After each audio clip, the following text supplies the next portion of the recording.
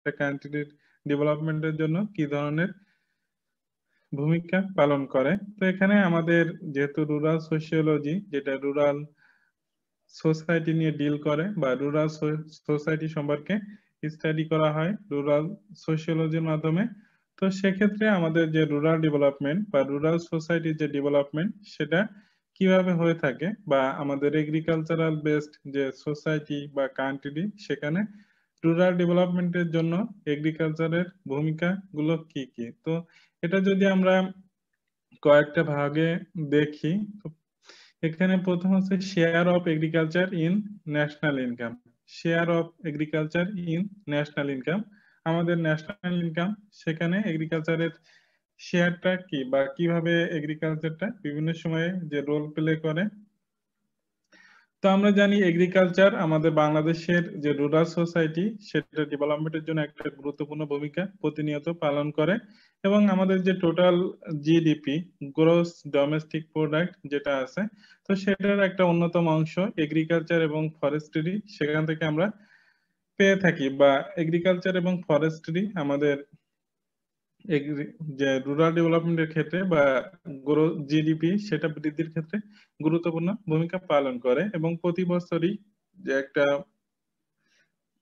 গুরুত্বপূর্ণ অংশ যেটা এগ্রিকালচারের মাধ্যমে আমরা পেয়ে থাকি, এবং আমাদের যে total national income, overall national income, সেটা বৃদ্ধিতেও সহায়তা করে। তাছাড়া 2 নম্বরটা agriculture as a source of livelihood and employment. Agriculture as a source of livelihood and employment, এগ্রিকালচারটাকে আমরা শুধুমাত্র একটা নিছক যে অকুপেশন সেই হিসেবে দেখি না, এটা আমাদের বিভিন্নভাবে যে ওয়ে অফ লাইফ বা একটা কান্ট্রি কিভাবে চলবে সেটার যে থট বা আউটলুকটা, সেটাও আমরা এগ্রিকালচার থেকে পেয়ে থাকি। তো আমাদের বাংলাদেশে যদি দেখি, আমাদের প্রায় মানে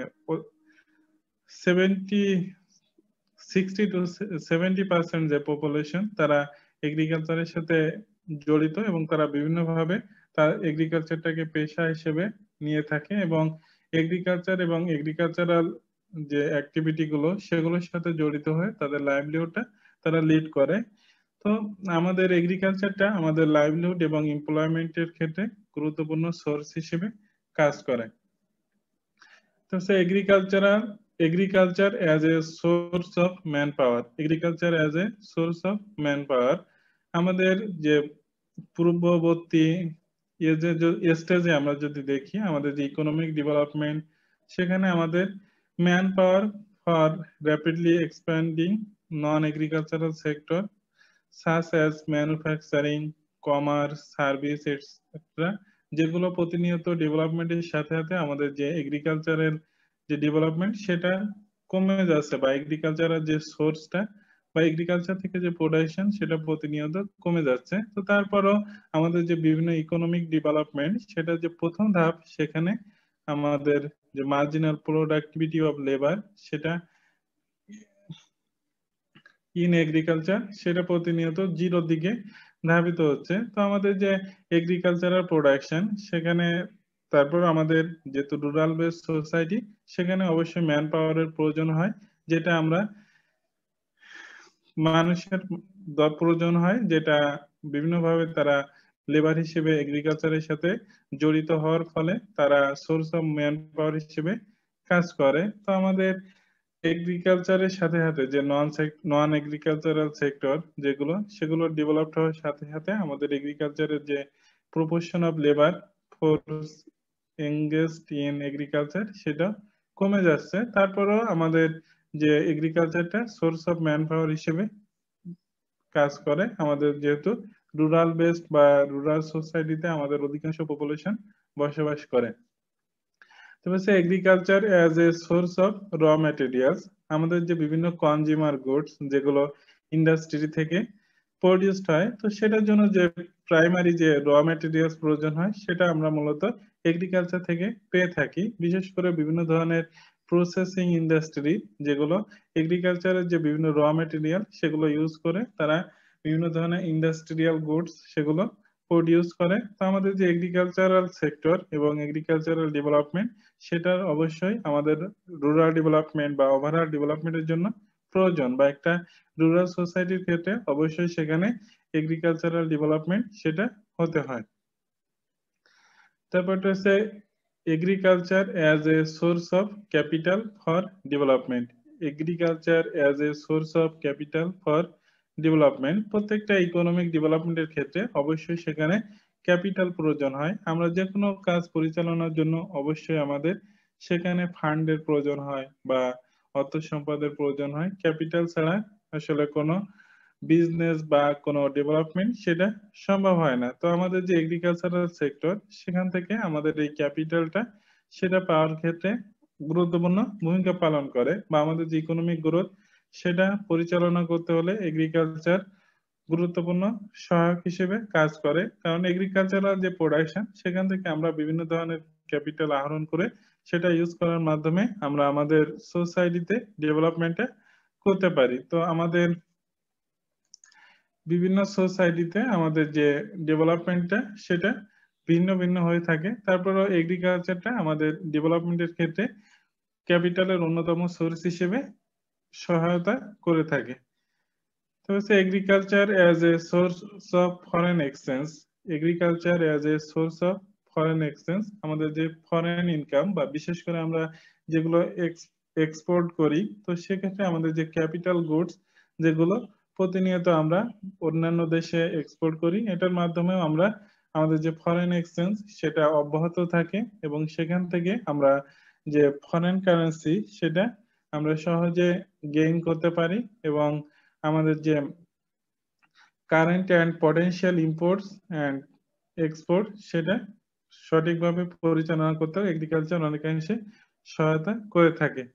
হচ্ছে agriculture as a source of cheap food. Agriculture as a source of cheap food, আমাদের ইকোনমিক ডেভেলপমেন্ট যেটা হওয়ার সাথে সাথে আমাদের যে ডিমান্ড ফর ফুড, খাদ্যের যে চাহিদা সেটাও প্রতিনিয়ত বেড়ে যায়। অর্থাৎ আমরা আমাদের যখন ডেভেলপমেন্ট হয় তখন আমাদের বিভিন্ন লাইফ প্যাটার্ন, লাইফ স্টাইল, খাদ্য অভ্যাস প্রতিনিয়ত চেঞ্জ হয় বা উন্নত হতে থাকে। তো এটার ফলে আমাদের যে বিভিন্ন সময় খাদ্যের যে চাহিদা, তো সেটা পূরণের জন্য আমাদের এগ্রিকালচারের ভূমিকাটা গুরুত্বপূর্ণ, বা বিভিন্ন সময় আমাদের যে চিপ রেটে বিভিন্ন প্রোডাক্ট বা ফুড সেগুলো পেতে সহায়তা করে, এবং বিভিন্ন ধরনের যে ফুড প্রাইসেস যেগুলো আন্ডার ডেভেলপড কান্ট্রি এবং হাই ইনকাম কান্ট্রি যে ইকোনমি সেখানে ভিন্ন ভিন্ন হয়ে থাকে। তো এগ্রিকালচারাল বেসড যে কান্ট্রি সেখানে ফুডের যে প্রাইস সেটা সবসময় কম থাকে, এবং ডেভেলপড কান্ট্রি যেখানে এগ্রিকালচারের প্রোডাকশন কম সেখানে ফুডের রেটটা বা প্রাইসটা অবশ্যই হাই হয়ে থাকে। Agriculture as a stimulus to industrialisation. Agriculture যেটা আমাদের ফার্ম ইনকাম এবং পারচেসিং পাওয়ার সেটা বৃদ্ধি করার জন্য যে করার মাধ্যমে আমাদের যে ইন্ডাস্ট্রিয়াল ডেভেলপমেন্ট সেদিকে ধাবিত করে। অর্থাৎ স্টিমুলাস এটা হচ্ছে প্রভাবিত করা, বা যেটার মাধ্যমে আমরা আমাদের ইন্ডাস্ট্রিয়ালাইজেশনটা সেটা গেইন করতে পারি। তো আমাদের যে বিভিন্ন ধরনের ইকোনমিক্স তারা আর আর্গুমেন্ট দিয়ে থাকে বিভিন্ন সময়, insufficient purchasing power in rural areas is the basic problem in industrial development in low income countries. অর্থাৎ আমাদের যে পারচেসিং পাওয়ার, কোনো কিছু ক্রয় করার ক্ষমতা, সেটা রুরাল সোসাইটিতে যারা বসবাস করে তাদের ক্ষেত্রে অনেকটা কম। তো এটার ফলে আমাদের যে ইন্ডাস্ট্রিয়াল ডেভেলপমেন্ট বা আমাদের বিভিন্ন ভাবে যে ডেভেলপমেন্ট আমরা করে থাকি, তো সেখানে একটা গুরুত্ব বাধা হিসেবে দেখা যায়। তো আমাদের যে এগ্রিকালচারের কন্ট্রিবিউশন বা capital requirement for overall development and emphasis on increased farm purchasing power as a stimulus to industrialisation.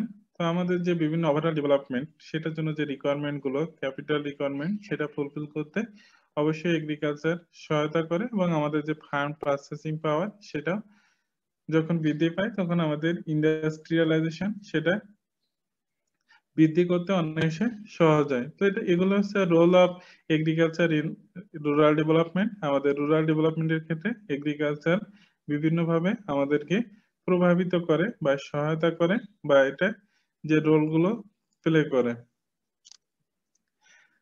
তো তোমাদের এই চ্যাপ্টারের যে লাস্ট কনসেপ্ট বা শেষ যে কনসেপ্টটা সেটা হচ্ছে NGO activities in Bangladesh. NGO activities in Bangladesh, বাংলাদেশের ক্ষেত্রে বা বাংলাদেশের পভার্টি সিচুয়েশন সেটাকে কন্ট্রোল করতে বা কমিয়ে রাখতে বা সেটাকে এলিমিনেট করতে এনজিও গুলো, এনজিও হচ্ছে non government organisation. Non government organisation আমাদের যে বিভিন্ন ধরনের এনজিও গুলো আমরা আমাদের আশেপাশে দেখি, তো সেই এনজিও গুলো আমাদের রুরাল ডেভেলপমেন্টের ক্ষেত্রে বিশেষ করে আমাদের পোভার্টি ইরাডিকশন বা পোভার্টি সিচুয়েশন সেটা কমিয়ে আনার জন্য কি ধরনের কাজগুলো তারা হাতে নেয় বা তাদের অ্যাক্টিভিটিস গুলো কি কি যেগুলোর মাধ্যমে আমাদের পোভার্টি সিচুয়েশন সেটা কন্ট্রোল করা সম্ভব হয়। তো আমাদের এনজিও গুলো মূলত বিভিন্ন ধরনের পদক্ষেপ তারা হাতে নেয় বা বিভিন্ন ধরনের ইনিশিয়েটিভ হাতে নেয় যেটার মাধ্যমে তারা পোভার্টি সিচুয়েশনটাকে কন্ট্রোল করে। তো এটার যে উদ্দেশ্য কয়েকটা অ্যাসপেক্টসে তারা এই ইনিশিয়েটিভ গুলো নিয়ে থাকে।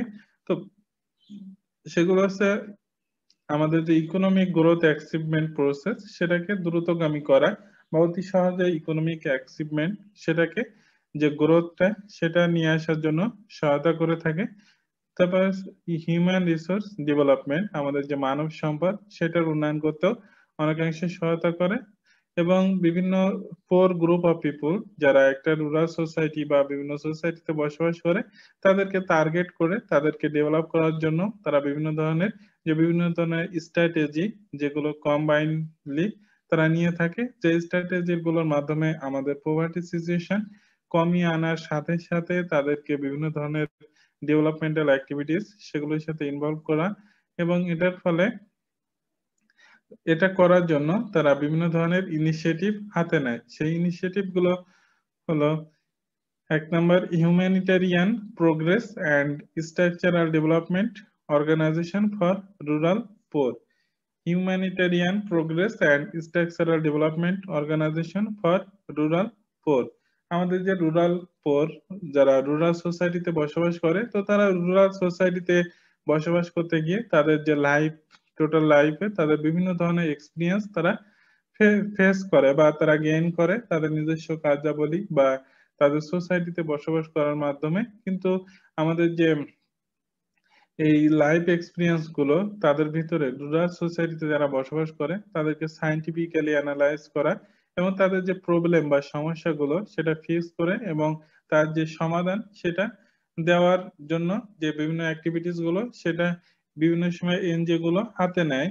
তো এনজিও গুলো এই যে রুরাল সোসাইটিতে যারা বসবাস করে তাদেরকে অ্যানালাইজ করা এবং তাদের যে সোসাইটির যে বিভিন্ন প্রবলেম বিশেষ করে বিভিন্ন ধরনের যে কুসংস্কার বা অ্যান্টি লাইফ পার্সপেক্টিভ যেগুলো তাদের ভিতরে বিরাজ করে, তো সেগুলো থেকে অ্যানালাইজ করে তাদের যে একটা প্রবলেম গুলো সমাধান করার জন্য এনজিও গুলো ভূমিকা পালন করে। তো এটার জন্য তারা বিভিন্ন ধরনের primary training, improve training, organising exchange of views programme among different groups or areas, say regular adult education activities, weekly analytical discussion যেগুলো তারা বিভিন্ন সময় করে থাকে। তো আমাদের যে এনজিও গুলো তারা আমাদের humanitarian development through joint analysis and solution by different seminar and workshop, joint social activities, application of socio economic project যেগুলো তারা বিভিন্ন সময় হাতে নেয় এবং তারা বিভিন্ন ধরনের developing small group, credit based cooperative, mother welfare society and cooperative যেগুলো যেগুলো হোমলেস অ্যান্ড ল্যান্ডলেস পিপল তাদের ক্ষেত্রে এই ইনিশিয়েটিভ গুলো তারা হাতে নিয়ে আমাদের যে হিউম্যানিটেরিয়ান প্রোগ্রেস এবং structural development of organization for rural poor সেটা করে থাকে। স্যার 2 নাম্বারটা employment generation. Employment generation rural people যারা রুরাল সোসাইটিতে বিশেষ করে পোর পিপল তারা বিভিন্ন ধরনের ইকোনমিক অ্যাক্টিভিটিস বা ইনকাম রিলেটেড যে অ্যাক্টিভিটি বা এমপ্লয়মেন্ট জেনারেশন যে অ্যাক্টিভিটি এবং social policies method strategy of NGO সেটা আমাদের বিভিন্ন ধরনের ফরেন যে এক্সপার্ট বা ফরেন ডেভেলপমেন্ট এক্সপার্ট তাদেরকে বিভিন্নভাবে অ্যাট্রাক্টেড করে থাকে। এবং এনজিও গুলো আমাদের দুই ভাবে এমপ্লয়মেন্ট ক্রিয়েট করে। এনজিওর মাধ্যমে মানুষের যে এমপ্লয়মেন্ট অপরচুনিটি সেটা দুইভাবে সৃষ্টি হয়। এক হচ্ছে তাদের নিজস্ব যে কার্যাবলী বা এনজিওর যে নিজস্ব কার্যক্রম সেটা পরিচালনার জন্য তাদের যে লোকবল প্রয়োজন হয়, তো এটার ফলে কিছু মানুষ তারা জবের সুবিধা পেয়ে থাকে। তো এটার ফলে তাদের এমপ্লয়মেন্ট ক্রিয়েট হয় এবং সাথে সাথে তারা তাদের যে বিভিন্ন ফ্যাসিলিটিস সেটা প্রোভাইড করার মাধ্যমে তারা বিভিন্ন মানুষকে তাদের কর্মমুখী করার চেষ্টা করে। এটার ফলে বিভিন্ন মানুষ তারা বিভিন্ন ধরনের ট্রেনিং বা অন্যান্য যে ফ্যাসিলিটিস গ্রহণ করে তারা তাদের যে এমপ্লয়মেন্ট ক্রিয়েশন বা কোনো একটা কাজ করার যে সক্ষমতা সেটা গেইন করে। তো এটা হতে পারে যে landless sharecropper, beekeeping, small business, rice and popcorn production, sericulture, handicrafts যেগুলো, বা wood and cane work, developing nursery. তো এই ধরনের যে কাজগুলো যেগুলোর মাধ্যমে তাদেরকে উৎসাহিত করে তাদের যে এমপ্লয়মেন্ট জেনারেশন সেটা করে থাকে, বা বিভিন্ন সময় এনজিও গুলো এক্ষেত্রে সহায়তা করে থাকে। তো হচ্ছে 3 নাম্বারটা, organising groups and participation of the beneficiary. Organising groups and participation of the beneficiary, আমাদের যে organising group on very important and effective innovation by NGOs is the strategy of organizing group wise meeting।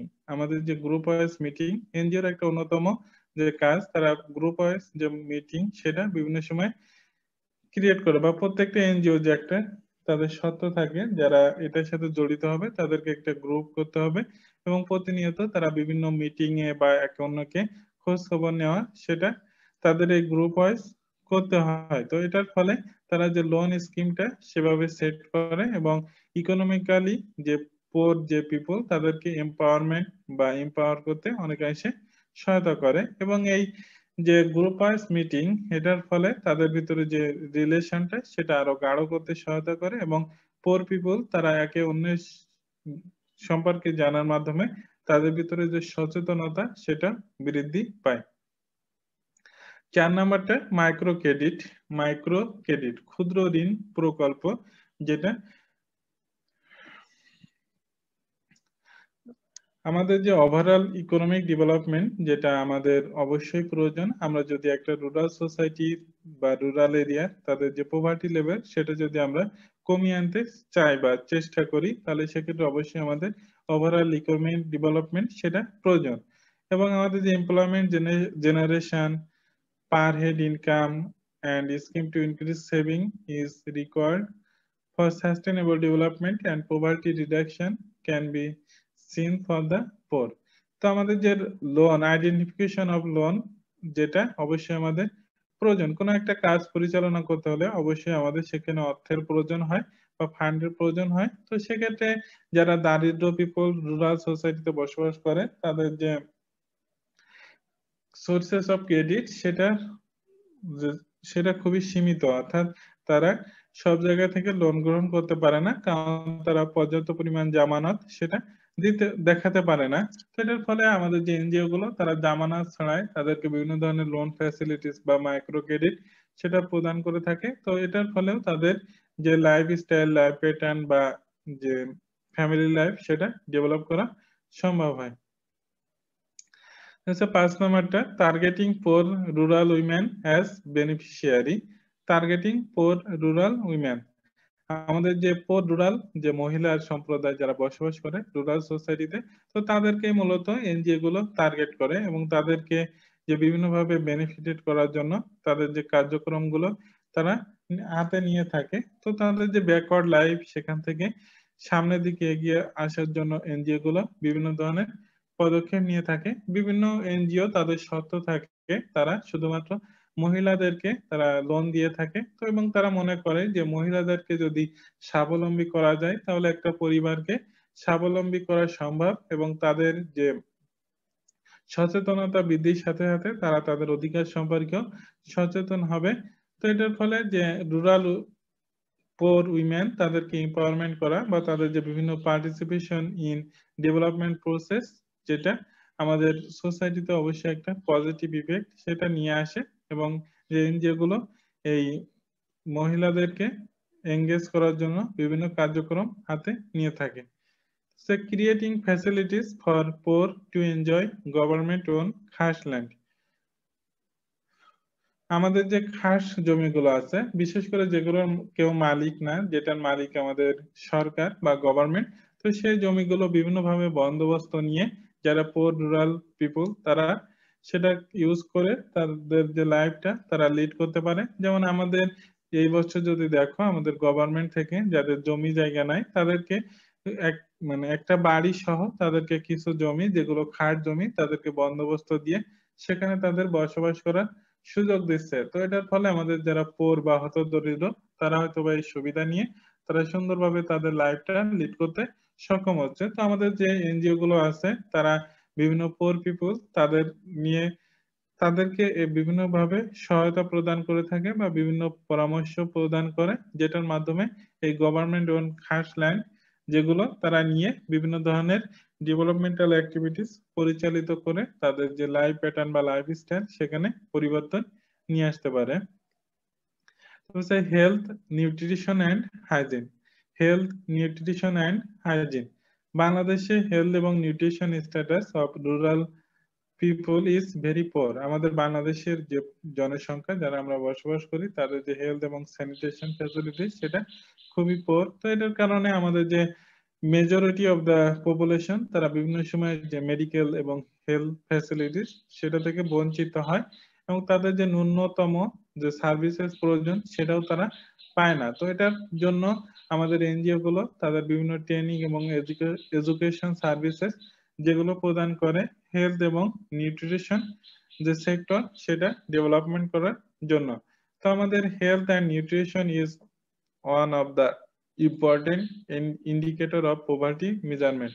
আমাদের primary health care sector যেটা বিশেষ করে আমাদের diarrhoea control, vaccination against 6 hazardous disease, campaign for health consciousness, expansion of water and sanitation services, reproductive health care and family planning services, যেগুলো NGO গুলো এগুলো এই বিষয়গুলোতে বিভিন্ন সময় সহায়তা প্রদান করে থাকে। তারপর একটা relief and rehabilitation project. Relief and rehabilitation project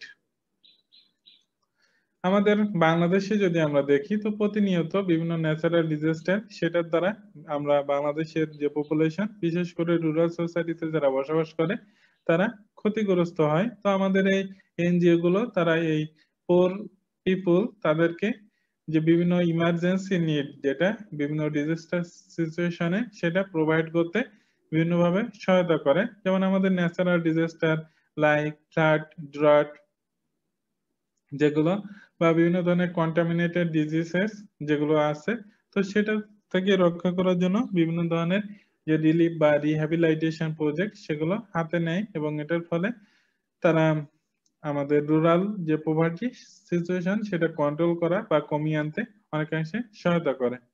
তবে সেই informal and non formal education. Informal and non formal education. তো ইনফর্মাল এবং নন ফর্মাল এডুকেশন যে শিক্ষাগুলো সেটাও এনজিও গুলো বিভিন্ন সময় প্রদান করে। বিশেষ করে এনজিও গুলো আমাদের highly active in the sector of informal and non formal education. তো এটা হচ্ছে আমাদের হিউম্যান রিসোর্স সেগুলোকে ডেভেলপ করা বা তাদেরকে অ্যাপ্রোপ্রিয়েট যে এডুকেশন সেটা প্রদান করা। যেমন আমাদের ব্র্যাক তাদের যে স্যাটেলাইট স্কুল সেটা পরিচালনা করার মাধ্যমে যে ইনফর্মাল এডুকেশন পলিসি তারা হাতে নিয়ে থাকে এবং এটার ফলে যে পার্টিসিপেশন অফ প্যারেন্টস এবং কমিউনিটি লেভেলে যারা বসবাস করে বয়স্ক সদস্য তাদের বিভিন্ন শিক্ষা প্রদান করা, বিশেষ করে যারা ইলিটারেসি যাদের ভিতরে শিক্ষা নাই তাদেরকে অ্যাট্রাক্ট করার চেষ্টা করে বিভিন্ন ধরনের ইনফর্মাল এবং নন ফর্মাল এডুকেশন সেটা প্রদান করার জন্য। তো নন ফর্মাল এডুকেশন হচ্ছে যে তাদের একটা স্ট্রাকচার থাকবে কিন্তু ফর্মাল এডুকেশনের মতো কোনো সিলেবাস বা কোনো ধরনের থাকে না এবং সেটা কে ইনভলভ হওয়াও একেবারে ম্যান্ডেটরি না বা অবশ্যই করতে হবে না সেটা। আর ইনফর্মাল এডুকেশন হচ্ছে যেগুলো আমরা প্রতিনিয়ত আমাদের যে বিভিন্ন কার্যাবলী বা আমাদের যে এক্সপিরিয়েন্সের মাধ্যমে বা বিভিন্ন কাজের সাথে ইনভলভ হওয়ার মাধ্যমে যে শিক্ষাটা আমরা গেইন করি, তো সেটা হচ্ছে ইনফর্মাল এডুকেশন, যেটাতে কোনো ফর্মালি কোনো স্ট্রাকচার বা সিলেবাস এ ধরনের থাকে না। তো আমরা নর্মালি আমাদের স্বাভাবিক জীবনযাত্রায় যে শিক্ষাগুলো অর্জন করি সেটা হচ্ছে ইনফর্মাল এডুকেশন।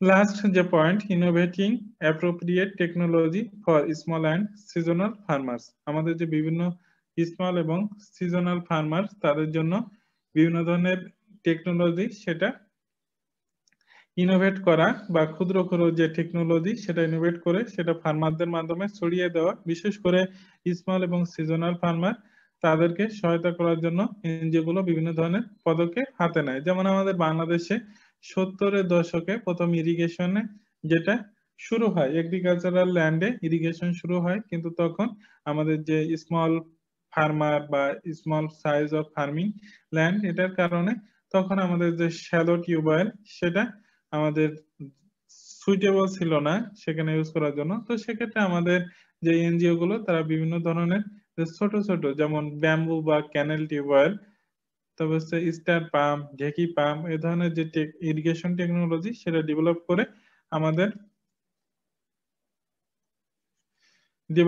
আমাদের সোসাইটিতে সেটা ইউজ করার জন্য অনেকাংশে সহায়তা করে। তো এটার ফলে আমাদের যে এনজিও গুলো আমাদের স্মল এবং সিজনাল ফার্মার্স তাদের ডেভেলপমেন্টের জন্য বিভিন্ন সময় সহায়তা করে। তো এই অ্যাক্টিভিটিস গুলো যেগুলো হাতে নেওয়ার ফলে আমাদের যে পভার্টি সিচুয়েশন সেটা কন্ট্রোল করতেও এনজিও গুলো সহায়তা করে।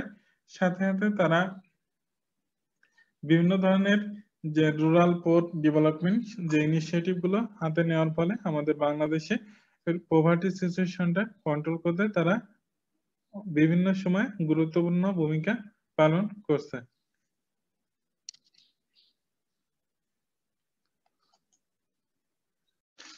ওকে, সরি, এখানে নেটটা ডিসকানেক্ট হয়ে গেছিল, তো এই কারণে তোমাদের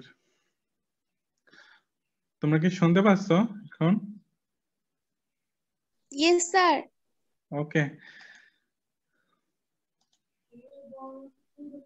তোমাদের যেটা বলতেছিলাম যে তোমাদের দুইটা চ্যাপ্টার আমি পড়াইছি। 3 number social differentiation and stratification যেটা ছিল, তো সেখানে তোমাদের যে পার্ট গুলো, তো লাস্টের যে কনসেপ্টটা ছিল তোমাদের social differentiation and rural social differentiation in বা rural social stratification in Bangladesh, তো সেটা আমি তোমাদের পড়াইনি আর ওটা তোমাদের পড়াবো না।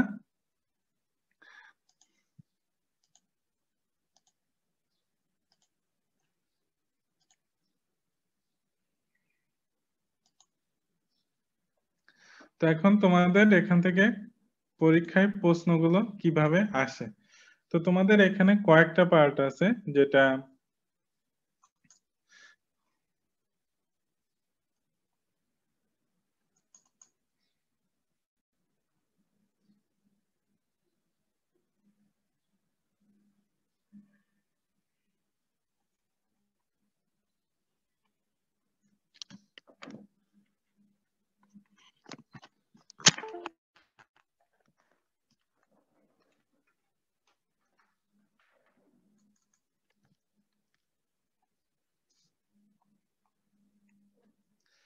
প্রথমে তোমাদের meaning and nature of social differentiation, causes of social differentiation. তো এখানে তোমাদের পরীক্ষায় যখন আসে তোমরা যদি বিগত প্রশ্নগুলো দেখো তাহলে সেখানে দেখবা যে তোমাদের থিওরি অফ সোশ্যাল স্ট্র্যাটিফিকেশন, তারপর হচ্ছে নেচার অফ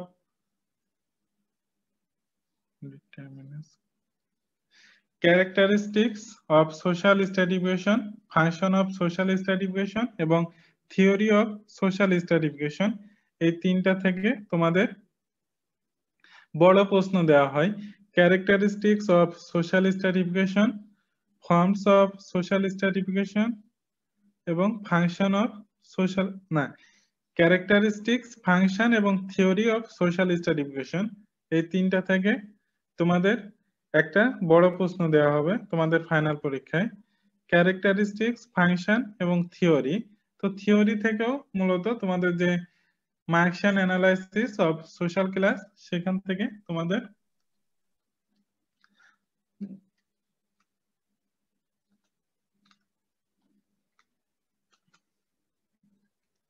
বড় প্রশ্নটা দেওয়া থাকে, আর তোমাদের অন্য যেগুলো সেখান থেকে তোমাদের ছোট প্রশ্ন অথবা শর্ট নোট দেওয়া থাকে। তো সেখানে determinants of social stratification, causes of social differentiation বা নেচার অফ সোশ্যাল ডিফারেন্সিয়েশন, সেগুলো থেকে তোমাদের ছোট প্রশ্ন বা শর্ট নোট হিসেবে পরীক্ষায় দেওয়া থাকবে। তো তোমরা সেভাবে প্রিপারেশন নিও।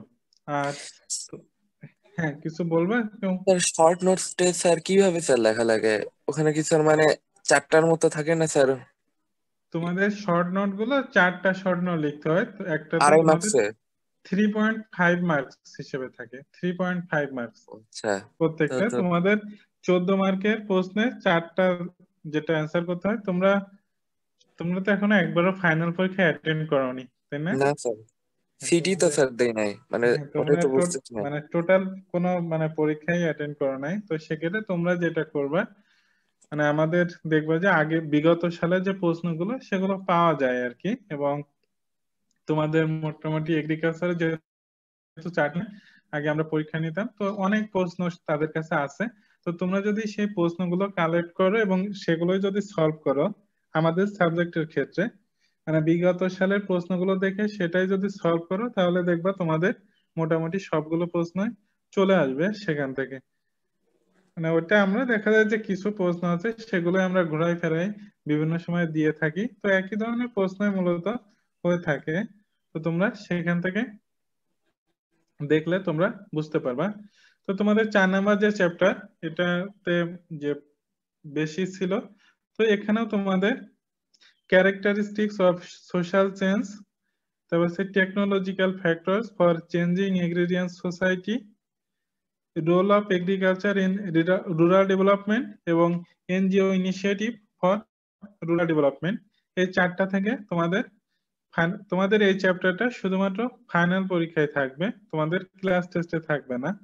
ফাইনাল পরীক্ষায় তোমাদের এই চ্যাপ্টার থেকে একটা 14 মার্কসের 14 মার্কের একটা বড় প্রশ্ন থাকবে এবং একটা শর্ট নোট থাকবে। 14 মার্কের একটা বড় প্রশ্ন এবং একটা শর্ট নোট থাকবে।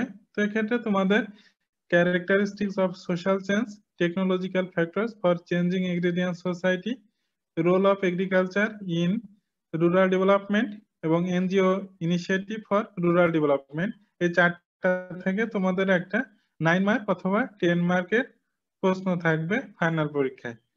তারপর হচ্ছে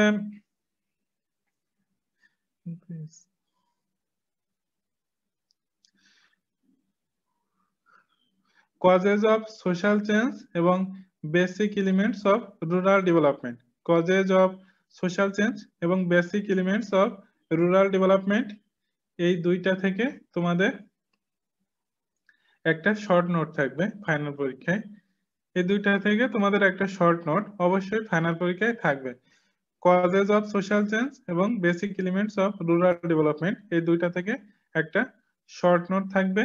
আর বাকি যেটা definition of social change, different factors of social change এবং ডেফিনেশন অফ রুরাল ডেভেলপমেন্ট, এখান থেকে তোমাদের একটা ছোট্ট প্রশ্ন থাকবে ফাইনাল পরীক্ষায়। ছোট্ট, সেটা 4 মার্কের অথবা 5 মার্কের হিসেবে তোমাদের একটা ছোট প্রশ্ন থাকবে। Definition of social change, different factors of social change এবং ডেফিনেশন অফ রুরাল ডেভেলপমেন্ট, এই তিনটা থেকে একটা ছোট প্রশ্ন। Causes of social change, basic elements of rural development, এই দুইটা থেকে একটা শর্ট নোট এবং বাকি 4টা থেকে একটা 9 মার্ক অথবা 10 মার্কের যেটা বড় প্রশ্ন থাকবে। তো এক্ষেত্রে দেখবা যে তোমাদের আবার যেটা আর কি এখান থেকে হয়তো তোমাদের বিগত যে প্রশ্ন ছিল, যারা তোমাদের আগের ব্যাচে যারা ছিল, তাদের দেখবা যে অনেক ক্ষেত্রে আমরা হ্যাঁ বলো। ফ্যাক্টরস অফ কি প্রশ্ন থাকবে? এখান থেকে তোমাদের ছোট একটা প্রশ্ন হয়তো বা আমরা বলছি যে ফ্যাক্টরস গুলো যে নামগুলো উল্লেখ করো, শুধুমাত্র নামগুলো উল্লেখ করো বা শর্টলি খুব ছোট আকারে এটা তোমাদের বর্ণনা করতে বলা হতে পারে। তো এভাবে আর কি তোমাদের ওখান থেকে প্রশ্ন দেওয়া হতে পারে। তো তোমরা এইভাবে আর কি তোমাদের যে বিগত প্রশ্নগুলো আছে যেটা সেভাবে তোমরা যদি দেখো তাহলে তোমরা বুঝতে পারবে। স্যার 14 মার্কের কোশ্চেন কত প্রশ্ন লিখতে হবে? তোমাদের আসলে মানে মার্কের উপর ভিত্তি করে তোমরা সেভাবে আর কি দেখো, তোমরা বিগত সালে প্রশ্নগুলো দেখে যে তোমরা সময়ের ভিতরে আসলে কতটুকু কভার করতে পারো।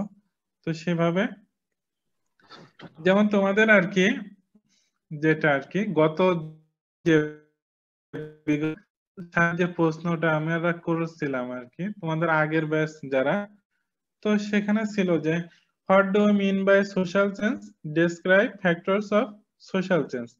What do you mean by social change, social change বলতে কি বুঝো, describe factors of social change, এই দুইটা মিলে সেখানে 5 মার্ক ছিল। আর যেটা 9 মার্ক হিসেবে ছিল explain the impact of technological change on social order, অর্থাৎ আমাদের টেকনোলজিক্যাল যে ফ্যাক্টরস সেটার প্রভাবটা কি।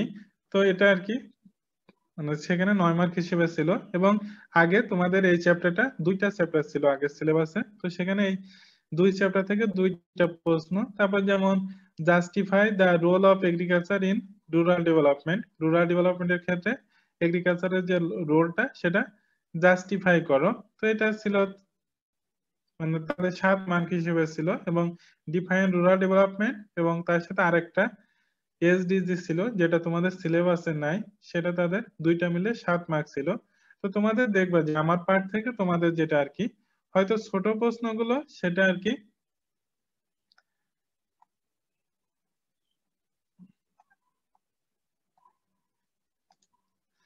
ছোট প্রশ্নগুলো তোমাদের হয়তো রিপিট হতে পারে, কিন্তু বড় প্রশ্নগুলো আমাদের কম রিপিট হয়। দেখবা যে তোমরা যেটা আর কি গত বছর পড়ে গেছিল সেটা একটু কম গুরুত্ব দিয়ে পড়লে তোমাদের চলবে আর কি। তো তোমরা আর ওদের যেমন শর্ট নোট ছিল elements of rural development, basic elements of rural development, তো এটা ছিল শর্ট নোট। আর 3 নাম্বার চ্যাপ্টারের শর্ট নোট ছিল causes of social differentiation, social ডিফারেন্সিয়েশনের কজেস গুলো কি কি। তো এইভাবে আর কি তোমাদের প্রশ্নগুলো দেওয়া হতে পারে। তো তোমরা সেভাবে প্রস্তুতি নিয়ে আশা করি তোমরা অনেক ভালো করবে। তো সেটা তো তারপর যেটা আর কি তোমাদের সোশ্যাল যে ডিফারেন্সিয়েশন বা স্ট্র্যাটিফিকেশন, সেখানে যে function of social stratification system যেটা ছিল ফাংশন অফ সোশ্যাল স্ট্র্যাটিফিকেশন, সেটা বিগত সালের প্রশ্নে দেওয়া হয়েছিল। তো এখন তোমাদের হয়তো ক্যারেক্টারিস্টিক্স অফ সোশ্যাল স্ট্র্যাটিফিকেশন যেটা সেটা তোমাদের দেওয়া হতে পারে, বা তোমাদের যেটা আর কি থিওরি অফ সোশ্যাল স্ট্র্যাটিফিকেশন সেখান থেকে তোমাদের প্রশ্নটা করা হতে পারে। তো তোমরা সেভাবে আর কি বিগত সালের প্রশ্ন দেখে একটু অ্যানালাইসিস করে প্রস্তুতি নিও। ওকে, আর কিছু তোমাদের?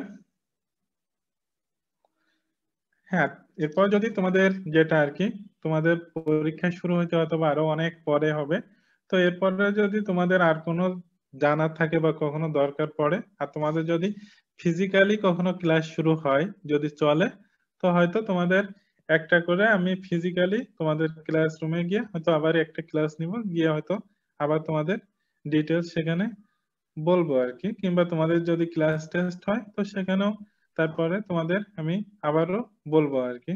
কারণ তোমাদের এখনো লেভেল 1 সেমিস্টার 1 এর এটারই পরীক্ষা হয়নি টোটালি, বা অনেক ক্লাসও বাকি আছে। তো এটা মানে পরীক্ষা হতে তোমাদের অনেক দেরি। তো সেক্ষেত্রে পরে হয়তো আবারও তোমাদের সাথে দেখা হবে, বা হয়তো অনলাইনেও বা যেভাবে হোক আবারও তোমাদের ডিটেলস আবার জানাবো।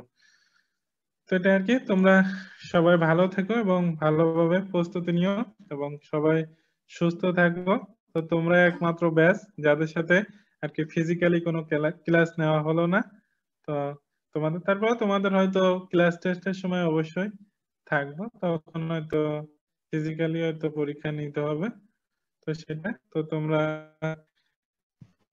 সবাই সুস্থ থাকো এবং ভালো থাকিও এবং আমাদের জন্য দোয়া করিও।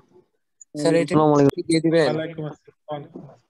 হ্যাঁ, তোমাদের এটা যে পিডিএফটা আমি দিয়ে দিব আর কি, তোমাদের মেইল করে দিব। কেউ যদি না পাও তো তো তোমাদের যারা আরো ফ্রেন্ডরা আছে তাদের কাছ থেকে একটু নিয়ে নিও আর কি, যদি কেউ মিস করো আর কি, তোমাদের মেইলে যদি না যায় এটা আর কি। Okay sir. আসসালামু আলাইকুম স্যার। আসসালামু আলাইকুম স্যার। আসসালাম।